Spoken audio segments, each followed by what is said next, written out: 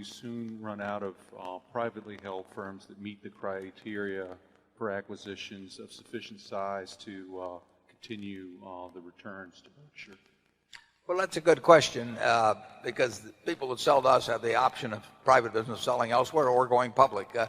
There seem to be enough people that have built businesses lovingly over 50 or 100 years, and their parents before them and grandparents, that really do care about the eventual disposition of them in some way beyond getting the last dollar that day. That we have a supply from time to time of those businesses, and I think we'll continue to see them. You do raise an interesting question: how many businesses like that are worth, $1 billion or more in the whole economy? Well, there seem to be, I wish there were more, but there are enough. So I think we will probably buy, on average, maybe 2 a year, something of that sort. The really big ones, I mean, what we'd love to make is a 10 or 15 billion dollar acquisition, and there would be very few private companies that would be in that category. And then from the ones that are in that category, you have to find somebody that is not going to conduct an auction. We just are not interested in auctions. If somebody wants to auction their business, we're not that excited about getting in with them because we need people to run it after we buy it, and if that's the way they look at their business, we may get more unpleasant surprises than we've tended to get in the past with the kind of criteria we've used. Charlie? Yeah, there are two aspects of that situation. One is, are there going to be enough businesses? And two, how much competition are we going to get from other buyers? One thing we do have going for us is that if you are the kind of a business owner that likes the culture that's in this room today, there isn't anybody else like us. Everybody else is off on a different path with a different culture. So, and look at all you. I mean, this culture is popular, at least with a certain group, and surely there'll be other people who like this culture in the future, as in the past, and who will feel right about joining it with their companies. We haven't had any luck internationally so far, but we would hope that that could change. I was over in Europe about a month ago, and I got asked the question a lot of times about whether we would be a prospect for businesses in Europe, for example.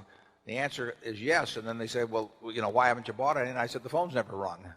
I don't know whether they thought that was a brilliant answer or not, but but I left my phone number a lot of places. Every time I got a chance, I gave that answer, and maybe the phone will ring. I've got to believe that if we were on the radar screen the same way in Europe over the last 5 years that we have been in the United States, we would have bought a couple of companies. They don't think of us. And a lot of people don't think of us in the United States either, but more do now than did 5 or 10 years ago. And we have actually a reasonable percentage of our acquisitions come directly or indirectly because we've made another acquisition in the past where the seller was happy. It's very hard to find anybody that's been unhappy dealing with us, and they're friends with other people in their industry or whatever it may be. So we hear about things now more often because we actually have what you might call a recruiting force out there of people that have already done business. It's very much like NetJets that way. I mean, we spend a lot of money advertising at Executive Jet, the NetJet service, but still 70% or so of our business comes from owners who are with us. They're by far the best salespeople we have. And incidentally, that's the way I was introduced to the business. Frank Rooney, who's in this room today, told me about his good experience with NetJets back in January or so of 1995, and that's when I joined in. And if Frank hadn't told me, 6 years later, I might not have ever looked into it. I mean, I might have just turned the pages past the ads.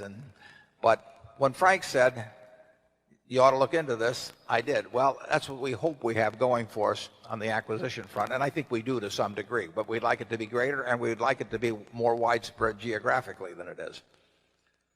When I was a lawyer, I used to say, the best business getter any lawyer has is the work that's already on his desk. And similarly, probably the best business getter that Berkshire Hathaway has is the